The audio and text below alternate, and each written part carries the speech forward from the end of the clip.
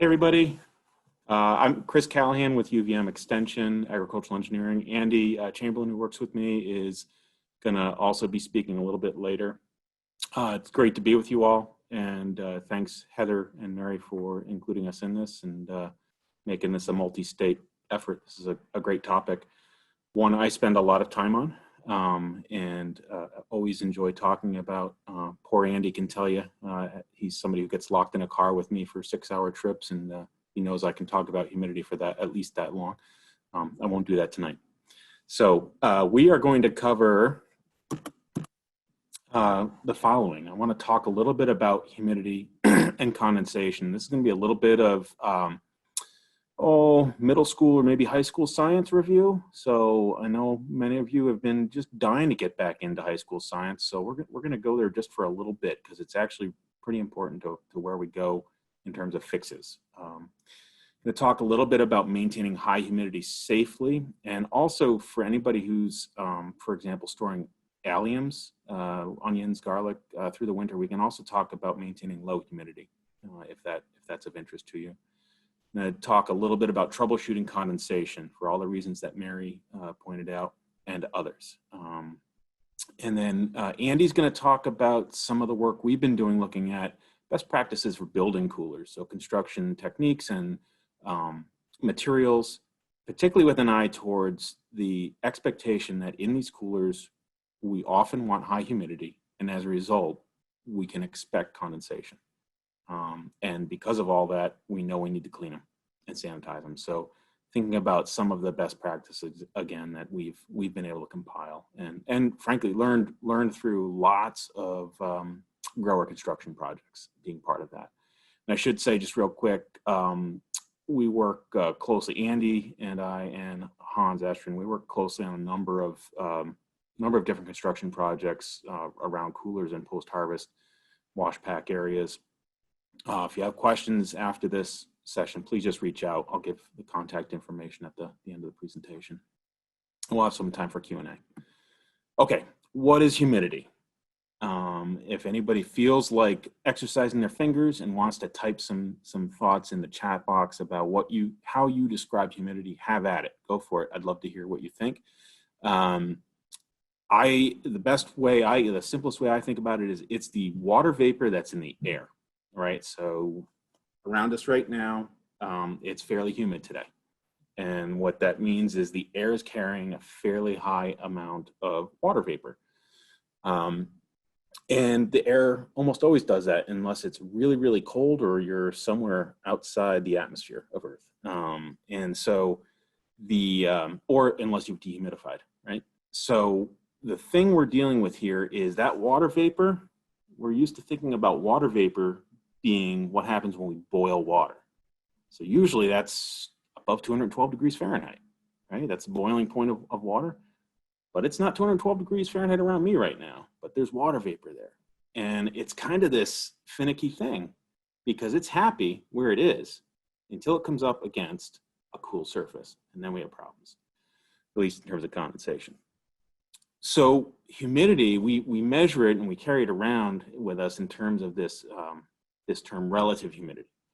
And relative humidity is how much water vapor is in the air compared to the maximum that could be in the air. And that depends on temperature. And this figure is trying to show, for example, the amount of water that air that's 68 degrees Fahrenheit can carry compared to the amount of water in 41 degrees air. It's about 3 times. So the warmer air carries more moisture.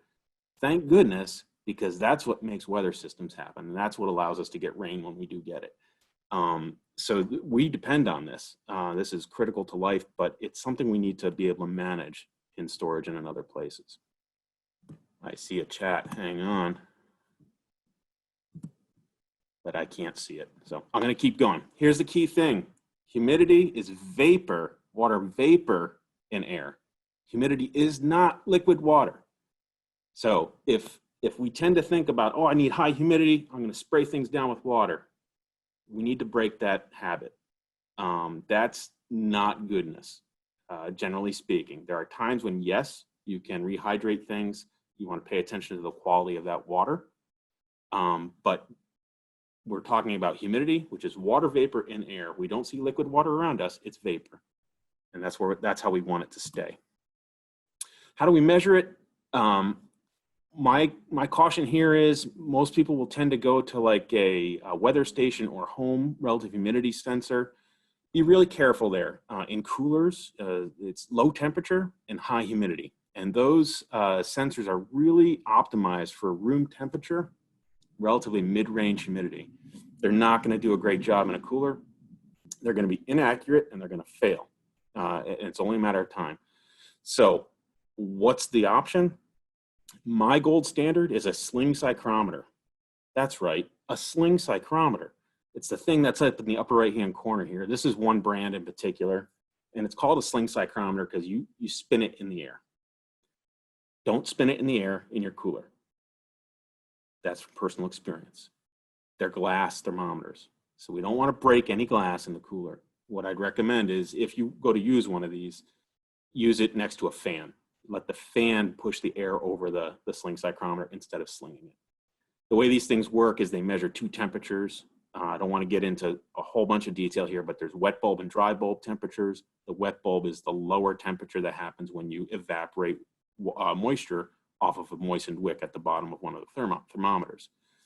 The difference between those temperatures is actually what relative humidity is. Relative humidity is just a made-up calculation that we use. The real thing we're after is that temperature difference. So you can do that manually with a sling psychrometer. It's about $70 from Ben Meadows, which is a forestry supply company.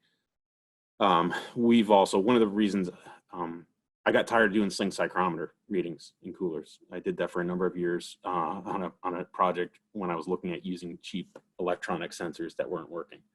And it motivated me to actually develop something better, and that's an electronic psychrometer. So it's a relative humidity sensor that uses this sling psychrometer, wet bulb, dry bulb deal, but does it automatically for you. And that's what's on the lower right-hand corner. Those are my two commercialization partners, Bill and Ralph with VECS, and it's called the Do Right, and that's an electronic psychrometer. Again, I could go on and on about this. Would love to talk with anybody who's struggling knowing their humidity or who have other concerns about it. I'm going to leave it there for now. So why does this matter? Yep. I'm sorry, can I just interrupt? There was one question in the chat that maybe is important to answer at this point, if you don't mind. Yep. What is the difference between humidity and dew point? Oh, great question.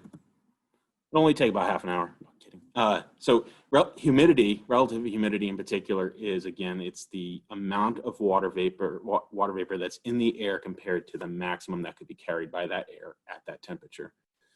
Dew point is the temperature at which water will condense. So for a given amount of water vapor in air, there is one temperature at which that water is going to condense out. It's a very important concept for condensation. Because think about it this way. If your wall is at the dew point temperature, what's going to happen? You're going to get a river down the wall. Yeah, right. Condensation, right? So if your wall is at the dew point temperature, which is generally lower than the temperature of the air, you're going to condense water out of that air. It can't. The air that's close to that wall cools down and can't hold the moisture anymore. You're making rain. So that's what dew point is. Hopefully that helps. There is another measure of humidity, which is absolute humidity, and that's a measure of the actual mass of water per, so it's pound of water per pound of air. We'll talk a little bit about that later. So why does this matter? Well, one of the reasons it matters is we're talking about fresh produce, and because fresh produce is alive, it's losing moisture to the atmosphere that it's in, and so having high humidity slows that down.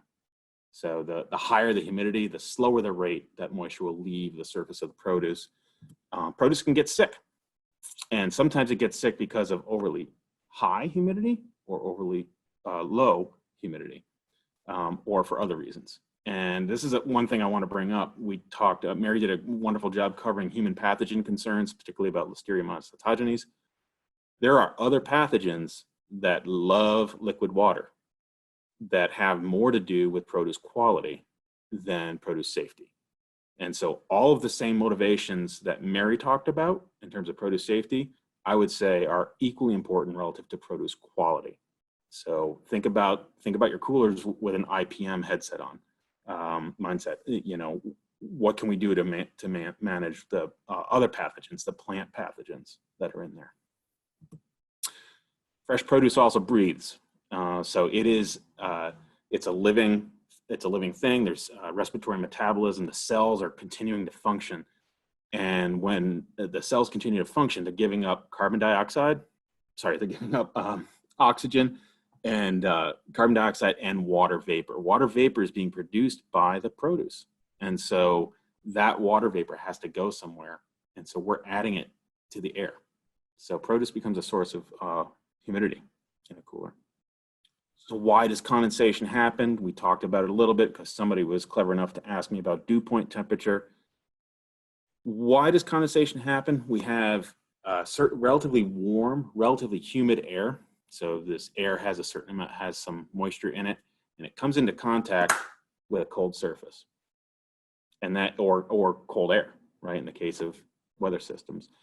And when that warm, humid air comes into contact with a cool surface, it can't hold the moisture anymore the same way. So it's going to drop out some of that moisture. It's going to rain. And that's what's happening here on this glass of ice water. The dew point of the air is, the glass surface is colder than the dew point of the air. And so it's dropping water out. That does take some time to happen. It's not instantaneous. And the amount of condensation depends on how long this condition exists. And if you get enough condensation, you're going to get dripping water. And as bad as condensation is, dripping water is a bigger deal because it gets further. It can get into your walls. It can get into cracks in the floor. It can drop onto produce.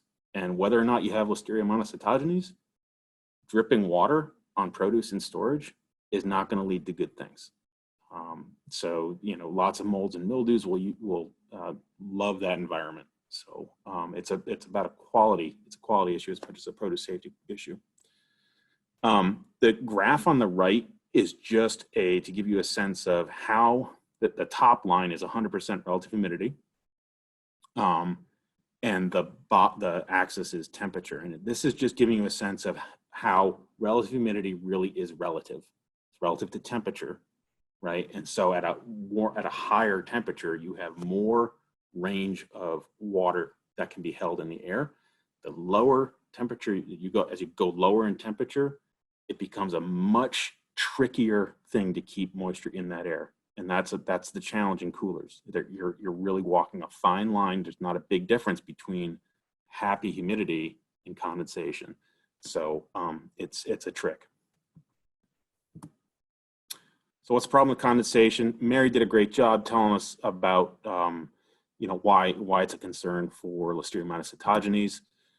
I love this slide, and this echoes a little bit what I think Heather was saying. You know, we want to think about this as another pest. And in this case, what we're talking about is so this is a nice slide from the Produce Safety Alliance. It's the conditions required for bacterial growth. So whether it's Listeria monocytogenes or other bacteria, frankly, any pathogen, these are things that are factors or conditions for their growth and their survival. And so moisture is a big part of that. And so we want to be paying really close attention to where the moisture is. Is it a vapor in the air? That's awesome. Is it liquid water in a pallet bin of beets? That's not so awesome. And we're not just talking about human pathogens. We want to think really with an IPM lens on this and think about produce quality. Okay, I'm gonna get into some fixes, and then you'll get a break hearing me and get to listen to Andy, which I think you'll prefer. Maintaining high humidity safely, some do's and don'ts. We do want to mix and circulate air. And the best way to do this is Paul's cooler hat. You saw the evaporator with a bunch of fans on it. And those do a nice job mixing the air in coolers. Still, there are some corners where air can sit still and get stagnant. And it's important to break that up and make sure we're mixing the whole space because what we're trying to do is prevent big differences in temperature. When we have big differences in temperature, we tend to get condensation. And so we want to mix that space up so that the walls are the same temperature as the air. And that's what fans do. Some people worry about drying out produce. If you're maintaining humidity, you're not going to dry out produce. Air moving is not going to dry out produce if you're maintaining humidity. The other key thing here is adjusting evaporator temperature higher for high humidity conditions. I have another slide on this. The evaporator, remember, is the unit in the room that cools the air. So you have refrigerant running through a heat exchanger. You have air that's pulled through that heat exchanger with fans. Those are set up for a specific temperature on the evaporator. And they're generally set up for relatively low temperatures so that you can remove heat very quickly. That's great in the middle of summer. If you're thinking about winter storage crops, or if you need high humidity, you need to rethink that a little bit and talk with your refrigeration contractor and make sure they're working with you to maintain high humidity. And the way to do it is to have that evaporator temperature be a little bit higher. The way to think about this is the ice water. So instead of having a really, really, really cold glass of water, we want a cool glass of water. Something that's still going to cool the air, but not take out as much humidity. Sealing the cooler envelope is really important, particularly because oftentimes the water vapor that's being added to the air is actually coming in with outside air. So door seals are super important in here, and oftentimes it's just replacing a door sweep or adjusting a door latch on your cooler. Keeping produce between 4 and 6 inches off the floor and off the wall. Why would we bother? It's pretty pricey real estate in a cooler. Why are you telling me to give up to make empty space, Chris? That's a waste of money. Anybody have an idea why we want to do this? I'm not going to be able to see the chat box. So. Air circulation, I would guess. Love it. Air circulation is a good reason. Yep, absolutely. Again, avoid some dead zones, areas of dead airflow. What if we do have condensation? What if, as Paul said, his evaporator drain overflows and it's hitting the floor? At least we have some protection from splash up, right? And on the walls, if there's condensation, at least we have some protection from that liquid. So having some space all around, good air circulation and a little bit of margin on dripping. Use storage totes with lids if you need really, really high relative humidity. So oftentimes for storage crops, winter storage crop, potatoes, other root crops, you can do more with a container than you can in the whole cooler. What things to avoid? Go ahead. Sorry. Oh, sorry, Chris. There was a question that came in the chat box. What temperature would you consider cool? You were talking about a cool glass of water instead of a cold one. I got a great slide on that. So, and we're talking about the evaporator temperature specifically. So the cooler can run at whatever temperature you need. It's a question of how much below that temperature the evaporator is set for. But I've got a slide that does a better job with it than I could right now without it. So we'll get to that. Thank you for the question. Other questions in chat? Nope, not right now. Although Hans was trying to make an analogy with magnets, which we might go back to between you and Andy. Awesome. Looking forward to it, Hans. Things we want to avoid: adding water to the cooler. We don't want to be spraying down floors. We certainly don't want to be spraying down produce. And I know it's challenging if you feel like stuff's drying out. There are better solutions to do this, and it's all the passive stuff. We don't want to cover crops with wet burlap, which I know is sometimes a practice. And we want to be careful wrapping pallets and using liners, because condensation will happen on the plastic once you seal things up. The stuff's alive. It's respiring. It's producing water vapor, and that water vapor is going to hit a cold surface and condense. Also, because produce generates heat, the air around it's going to be warm. And we just learned, we're just reminded that warm air carries more water vapor, and when it hits that cold surface, it's going to rain. So I'm conflicted on wrapping pallets and using liners for that reason. I know why they're being used. That might be another reason for leaving room between the floor and the wall so that you don't have direct contact with a different temperature, perhaps. Yep. Yeah, and also for cooling down the bulk storage, the bulk bins, right? Because you got basically a little pocket of heat generation. It produces, even in the cooler, it's generating heat. So again, air circulation and cooling, right? Chris, we've got Yep. a couple people with some questions. Okay, go for it. Any thoughts on where to place the circulating fan in the cooler? Typically in two corners and point towards the empty corner, right? So if you have a cooler that's a rectangle, put one in this corner and one in this corner and point them at the opposite corner. You're just trying to stir the space up, and generally up high. Okay. And how about bagging carrots for storage after cleaning them? Yep, it certainly can work, and the thing to remember is perforated bags for a couple reasons. One, so that there is some air exchange. What? Responding to him now because your mom's not getting back to me. Oh, And somebody's it got to said, mute. I let Okay, perforated bags for carrot storage. Two main reasons. One is carrots actually are a fairly significant producer of ethylene, and ethylene is a ripening hormone that actually can become a rotting hormone and a bittering hormone for carrots. And so we want to make sure there's some exchange there so the carrots don't self-bitter, but also because of condensation and humidity. Okay, and somebody said, we sometimes put a wrung out damp paper towel on top of salad greens inside closed top bins to prevent the top layer from drying out. Is this a safe practice, and will it not lead to increased rot? Is it a safe practice? Depends on how you're managing that water and that paper towel. The water is now agricultural water, and you need to ensure that it's safe and of adequate sanitary quality. The paper towel has now become a food contact surface, and if you wouldn't eat off of that paper towel, you may want to rethink that practice because it's coming in contact with the greens. Will it lead to rot? I don't know for sure, but I think you'd probably be better off with a bin that has a decent lid.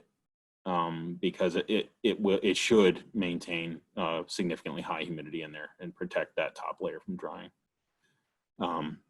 Again, it's important to know what your ambient relative humidity is, and maybe there's something that needs to be done there. Okay, and it looks like we've got a hand raised. Brian, I'm gonna unmute you. Do you have a question, or is this from before? I can't unmute you. Can you unmute yourself?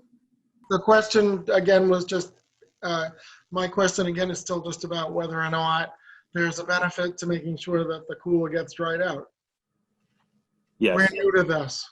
So, so we're trying to get it right from the beginning. Yep. Yeah. And I do have a little bit on that, but absolutely, within any time you're doing a deep clean, it's clean and sanitized, as Mary pointed out. And then I always add, and not just for coolers, but also for equipment and wash pack sheds, also make sure you're providing time for a complete drying. I think that's absolutely critical. We've used water now to clean, and we've probably used liquid-based sanitizer to sanitize. So it's important to make sure we're providing a great chance to dry. And oftentimes that's adding turning on some fans, maybe turning on a space heater, because if we raise the temperature of that room air, it can pick up moisture better. And so we want to possibly heat and ventilate that space a little bit to dry it out. But the only place it has to go is out the door. Yep. So there's a follow-up question to this. Does UV lighting help at all with keeping down the pathogens? It does. Yeah, there are some cooler systems that actually incorporate UV lighting into the evaporator. So as the air is brought through the evaporator, there's a UV light that is actually treating the air. And they do have there are UV systems with EPA registration as an effective treatment for human pathogens and plant pathogens. Any chance you could send us a link to that? Sure, I'll have to dig something up, but yeah. Okay, I'd appreciate that. Thank you. Yeah. All right. Troubleshooting condensation. So when we have condensation, it might be helpful to just take a step back and really think through things methodically. And the place I start with is there's water here. I didn't intend for there to be water here. Where is it coming from? And a reasonable place to start is it a leak? Is it just a fitting that needs to be tightened? Is it stormwater? Does this only happen after rainstorms? So is it a building issue that we can address? Or is it actually condensation? And if it is condensation, why is this condensation happening here and now? Did I just bring in a load of apples that are, to use Paul's example, did I bring in a load of apples on a warm day? And is that heat and moisture hitting the cold surface above it, for example, and condensing? Is it stagnant air? Am I mixing the air enough in this cooler to prevent stratification of temperature and humidity? And what can we do? Well, if we see that it's a water source that doesn't need to be there, we can remove that water source. It might be fixing a leak. It might be rerouting drainage that isn't going where it needs to go. We can increase the mixing airflow with fans. One of the things that I've been exploring quite a bit is just simple systems for catching and directing condensation and just using cleanable gutters. So if you have, for example, an outside wash pack area on a day like today, and you're running lots of water, and there's a cold water line that runs right over the doorway where you're carrying produce in and out, that cold water line is a cold glass of water, and it's going to condense water out of the air. So what can we do? Well, in that case, probably not rerun the cold water line, although that's an option. But we could just put a small little piece of gutter underneath that to catch the condensate, and then make sure we're routing that somewhere away from any food contact surfaces, right? So the main concern that we have here is that water that's condensing, hitting food contact surfaces, or frankly, getting inside your building, and leading to structural rot or other wear on the building. So that's a couple of examples there on the right-hand side. When all else fails, squeegee and towels. Couple examples here, just a traditional squeegee, just pushing some water into a drain. And then Andy and I have been looking into what are known as ultra-sanitary technology, UST cleaning tools. And these tools are specifically designed, Mary made a good point about making sure your cleaning tools are actually cleanable. And these tools are specifically designed to be cleanable. And that green squeegee has no joints in it. It's a solid piece, so it doesn't harbor anything itself. It's a pretty slick design. Somebody asked how cold is cold. So this is a chart from a relatively old reference, but it's a great reference for controlled atmosphere storage and refrigerated storage. Thing to remember here is the coldest point in the room sets the relative humidity. That's because it's setting the dew point. Back to somebody's earlier question, the evaporator is essentially setting the dew point of the room air. And so what this chart is saying is if you control the evaporator temperature so that it's closer, but not at, still lower than, but close to the desired set point, you will automatically, without doing anything, without adding any water to the room, without adding any humidifiers, you will automatically and passively maintain high humidity. This, to me, is the single best way we could be maintaining high humidity in coolers, is by adjusting evaporator temperature. What does that mean? It means that you need to have a conversation with your refrigeration contractor. If you're building a new cooler, it means you're probably going to want a slightly larger evaporator, because you need a larger evaporator to do the cooling job with a higher evaporator temperature. It might also mean you want two modes. You might want a summer mode that's a lower evaporator temperature and a winter storage mode that's a higher evaporator temperature. So the lower temperature will remove heat more quickly. The higher evaporator temperature will maintain high humidity automatically. And that's what I love about this, because you don't have to think about it. Once it's installed, it's going to do it. And it requires an adjustment of the thermal expansion valve. So in a refrigeration system, there's a valve in the system that it's actually setting the refrigerant pressure going into the evaporator. And by setting that pressure, it sets the temperature. And so it's an adjustment of the valve. Anybody wants to dig into this, happy to talk in more detail with you, refrigeration contractor, whoever. CoolBots, by the way, do this somewhat inherently because they were designed as air conditioners, designed for a higher temperature, right? They're designed to maintain a room at 60 degrees. So they have a higher evaporator temperature to begin with. So that's why they're good at maintaining high humidity. Chris, can I ask a question about the evaporator setting there? Yep. If you set it close to the, a little bit higher, and you're trying to maximize the removal of field heat when you bring a big load in, are you decreasing the effectiveness of that unit given that set point? You reduce the capacity. So if you think about it in terms of BTUs per hour, for a given evaporator, an evaporator of a certain size, if you are using a higher evaporator temperature, it can't remove as much heat per hour. Right. And that's why you need to upsize the evaporator a bit. Right. Or having a smart evaporator that could crank its thermal expansion valve down and then during, when it sees a call for it. And that's right. Yeah. So I'm actually working on a demo of that. Looking to do the install in September for this 2-mode option. So yeah. Cool. Andy Chamberlin, you able to unmute? Hello. Howdy, go for it. Hey, good evening, everybody.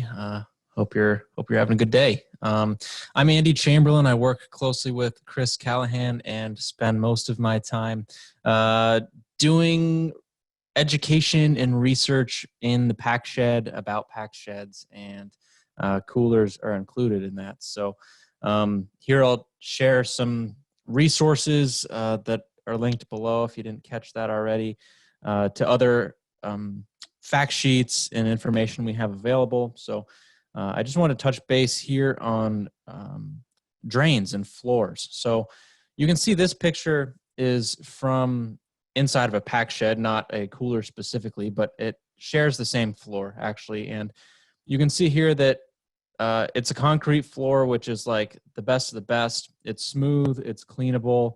As you can see, it's easy to squeegee, it's easy to sweep, it's easy to hose down, and has an integrated floor drain. Now, floor drains aren't usually required in a cooler because there isn't usually that much liquid water in there, except only for the time that you're doing maybe your annual deep cleaning. So it's nice if you can have one, like the spot drain here on the bottom left corner. But most of the time, coolers don't have them. But if you're building one, you might consider at least putting something in there. While we're talking about floors, there was a comment earlier about wood floors, and that can be a challenge. I know it happens at times when you're building a cooler into existing barns and spaces like that. You can't always have a concrete floor, and it is beneficial to insulate a little bit underneath it. And it is important to treat that plywood with something, whether it be a polyurethane or really would be like a marine grade paint. They make floor grade paints or epoxies as well that might be more durable and hold up well. So that's kind of the downfall, is that it will flake or chip and will require maintenance over time, because you really should protect it from the moisture and humidity in that space.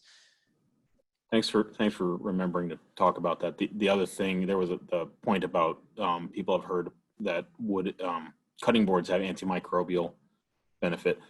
That I've seen information on both sides of that. The place where I land is do what you want with a wooden cutting board in your kitchen. The cooler floor is not a wooden cutting board.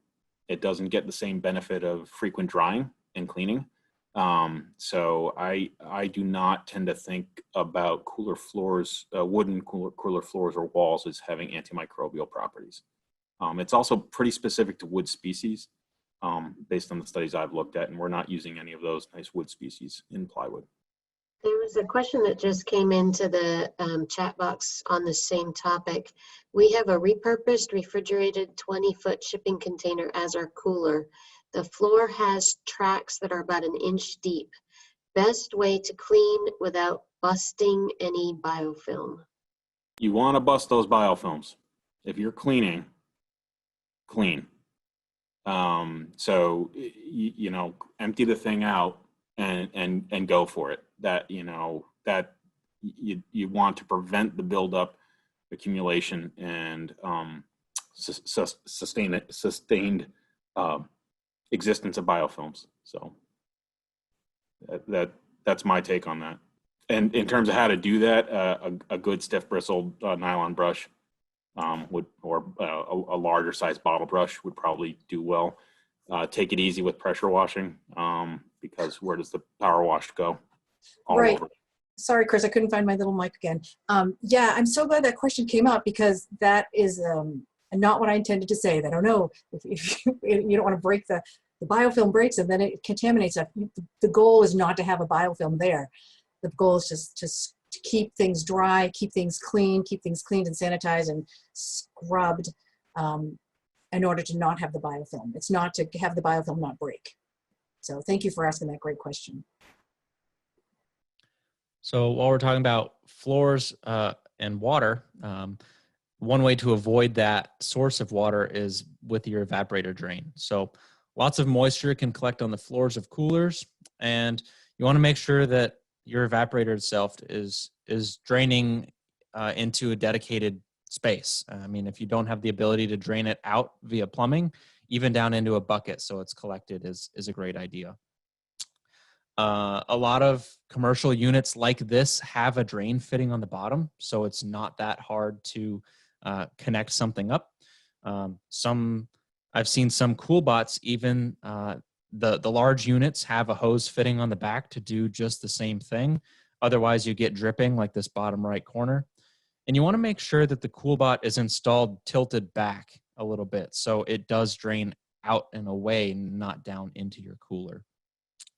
And if you're running a CoolBot unit that doesn't have a built-in drain, I've seen where some people have rigged up just like a funnel to a tube down into a bucket, and that worked fine too. It was a great way to contain that moisture. So thinking about where that is going will really contribute to, especially if you have an exposed floor like we were talking about. Now there's a lot of different insulation options, and really these are going to vary based on your situation and your budget. So if you're building a cooler in a blank space, you've got a lot of room, there are kits available. So you can essentially put these foam blocks together and build a cooler straight up. If you're trying to shoehorn it into an old barn, then this is where you might be DIYing something and need to make insulation fit. So there's various types out there. You get the blue polystyrene. It's called blue board. It's also pink. I've seen it in green. It really just depends on the brand. Then there's polyiso, and that's generally foil backed. It's a white, your traditional styrofoam, and it's foil backed. Then there's also bat material. So stone wool or rock wool bats is really great because moisture doesn't like to live on it. It actually beads off of it. It's also fireproof, so you can literally hold a torch to it and it will not light. It's made from volcanic rock and steel slag, so it's a pretty durable stuff, sound absorbent. I'm a big fan of that. We generally don't recommend pink fiberglass insulation or cellulose due to their exposure to this moisture, especially in coolers and pack sheds in general. So even though they're the cheaper materials, it's worth spending a little bit more on a nicer material. What we don't have pictured, but you see on the chart here is spray foam. There's two kinds of that: open-celled spray foam and closed-celled sprayed foam. Closed cell, you need less of it because it has such a higher R value, And that also helps as your vapor barrier as well, so you don't need that plastic sheet over your framing. So that's another perk, but you can't install that yourself, and you can install these foam board sheets or these rock wool bats. So there's a few different options there. Again, we outline this at the Cooler Walls blog post linked below. Like I started to say, there's these panels that you can get for your cooler. So metal insulated panels called MIPs, or these SIPs, which are structurally insulated panels. You can get them laminated between OSB or plywood. They can be load bearing. So these are originally designed for like post and beam structures, actually. So it's made for really easy installation of wall systems. So if you're building new, this is something to consider, and you can get them ordered with like electrical tracks and everything already pre-cut, so to speak, because it's hard to add that stuff later. One thing to think about is smooth and cleanable surfaces, so you don't have this bare plywood exposed in these high moisture environments. And that brings us to the next slide, which is some options for these smooth and cleanable materials. So earlier I heard somebody had FRP, or fiber reinforced plastic. That's also known as dairy board. It's pretty commonly used. I think a lot of people are familiar with it. It's often textured a little bit. It's pretty strong. So you can take a plastic bristle brush to that and not worry about scratching it. I mean, shy away from any wire brushes or anything super aggressive, but it's made to be clean, so it can take that quite a bit. I'm a big fan of truss core, and it's a corrugated plastic, much like a twin-walled polycarbonate on some greenhouses. That would also work well. This is white, it's easy to clean, and it installs really easy. So the FRP, you have to glue it up onto an existing wall of plywood, of sheetrock, which was not good for a cooler, but it needs to be glued up and installed very securely, or they can peel and delaminate and not work well. But truss core installs quicker because you can go right on top of furring strips or your stud bays, so you don't need the plywood backer. So you save a little bit of cost and materials there, but you pay for it in the plastic. I think that's a good trade-off based on the labor savings that it's going to take if you're installing this yourself. I've seen some farms install this both in their pack sheds and in their coolers, and they like it a lot. Another option is metal roofing. It can be magnetic, which is a plus. It's a little bit more durable than plastic, a little bit harder to work with just because it is sheet metal. It's harder to cut. It's sharper. It's a little bit heavier, but one of the cheaper options and more durable. So that's also a plus. And then kind of an in-between is rib core. So it looks like the metal roofing, a little bit wider than the truss core panels. Perfect for a ceiling application because it's not quite as strong, but it covers further. So there's some options available there. And back to you, Chris. Thanks, Andy. I did, we were pasting in short links to some of those resources as we went as well. So hopefully folks can catch up. Question from Shauna, do you have to worry about moisture building up between one of these coverings and what is behind it? Yeah, wall construction details are, they can be quite tricky. And the key thing, three key things from my perspective, happy to hear what Andy's thinking as well. Need to have a way for it. Well, there needs to be a vapor barrier somewhere. You don't want the moisture from inside the cooler migrating into the wall.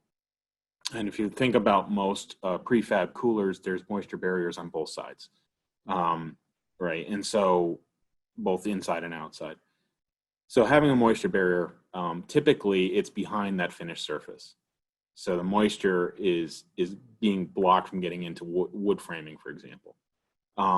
Andy mentioned furring strips for mounting, for example, the truss core or the metal roofing. And those would tend to be on top of the vapor barrier. And then the finished surface would go on top of that. You can also, some of these finished surfaces can be put right on studs. So you have a studs, vapor barrier, and then finished surface. The finished surface, if it's well sealed and caulked, can actually be a vapor barrier and prevent the moisture from getting into the wall construction. The thing you need to plan for is having a problem with your sealing.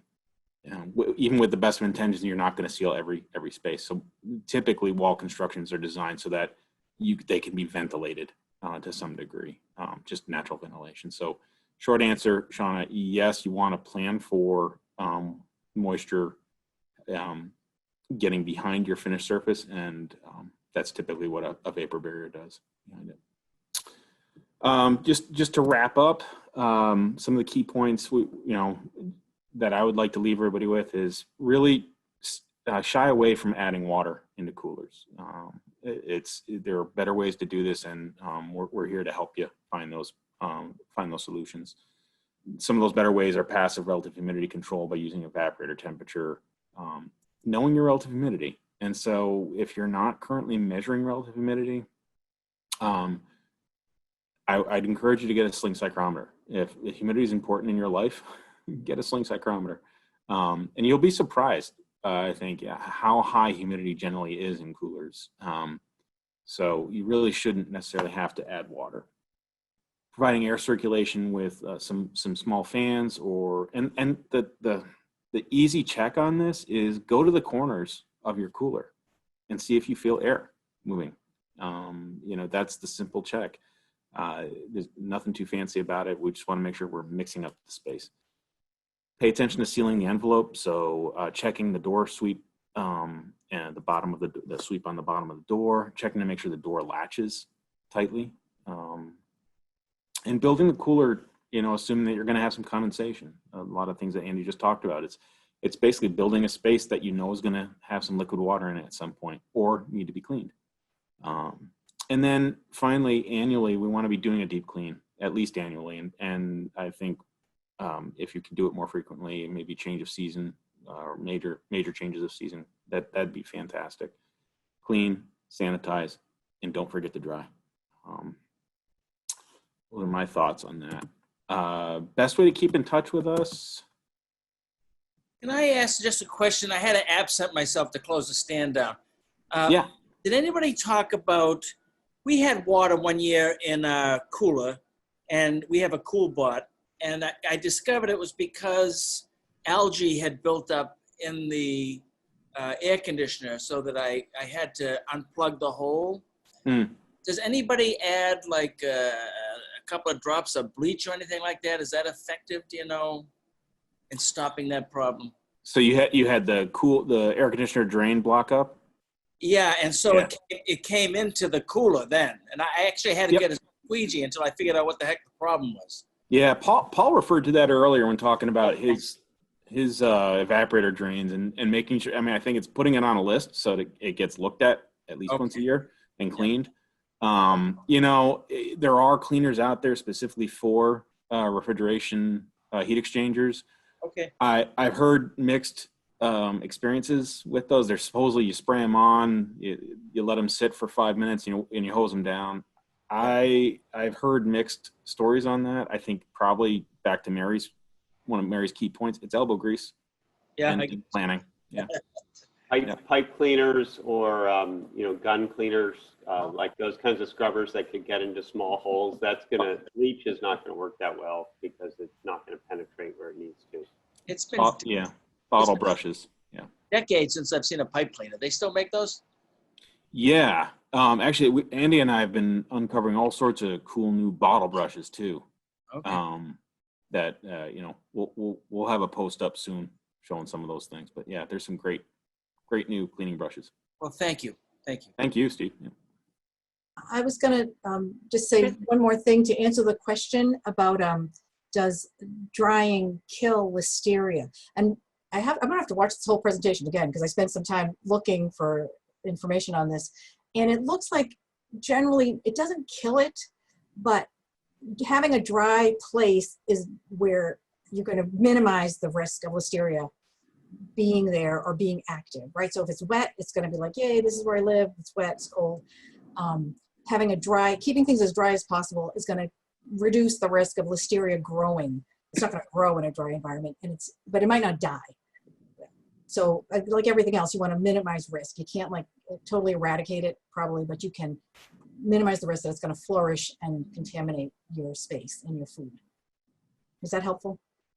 That's great for me. It reinforces the need for considering using a sanitizer, because that is our control for many of these human pathogens. Yes. Chris, this is Vicki. Hey, Vicki. Forever the regulator that I am, I have this conversation with growers of how the produce safety rule addresses flooding, the coolers, especially for apple orchard growers. And I'm not sure, I haven't really heard what the produce safety network, how to address that. And whether it's a violation because they won't stop flooding. And I just want to kind of throw that out there. And I don't know if you've spoken with anybody else. I've been in coolers. So anyway, I just want to throw that out there. Well, if it's reasonably foreseeable that there could be produce contact, what kind of water is that? Right. But that's right. No, I know That's where you're my going take. with that. Yes. Yeah. Yeah, it's ag water, Yeah. and the floor is now food contact surface. Sure. So your choice as Right. as the farm, do you want to treat that water? Do you want to treat that surface as a food contact surface, or do you want to find a better way to manage humidity? Sure.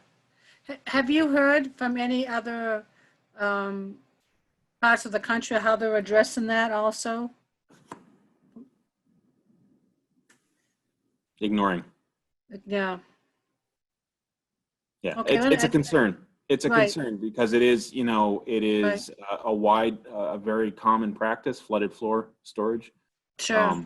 There has been movement, particularly in the CA apple storage world, toward evaporator temperature control using chiller loops instead of traditional refrigeration loops for that Yes. very reason. So you're Right. maintaining humidity by maintaining the air temperature. Okay. Yeah. All right. I just want to throw that out there. That's a key question. Thanks, Vicki. Okay. Thanks, Chris. Great information, everybody. Cool.